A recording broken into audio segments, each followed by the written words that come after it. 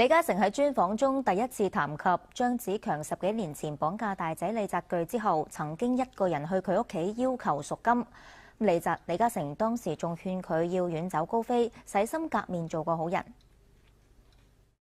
1996年，李嘉誠大仔李澤鉅被張子強綁架案轟動一時。咁就算張子強2年之後落網，李嘉誠都唔願意再提起呢件事。我已經講過，過去唔講。今日唔講，以後唔講。OK，free man 啊！綽號大富豪嘅張子強96年綁架李澤鉅，李嘉誠喺南方週末第一次講到呢件事。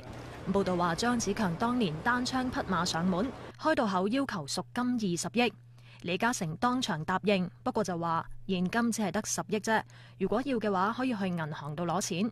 咁張子強又問佢點解可以咁冷靜嘅呢？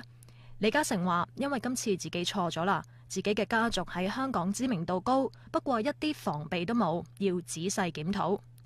咁當時李嘉誠對張子強講：你都攞咗咁多錢啦，下世都夠使啦，你好遠走高飛，洗心革面做好人。如果再錯嘅話，就冇人可以幫你噶啦。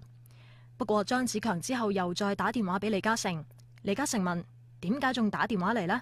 咁張子強話自己好賭，輸晒啲錢，仲請教李嘉誠點樣保險投資。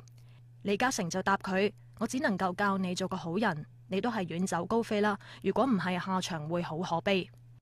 如果冇錢，絕對萬萬不能啊！有錢亦都唔係話萬能，但冇咗佢係萬萬不能。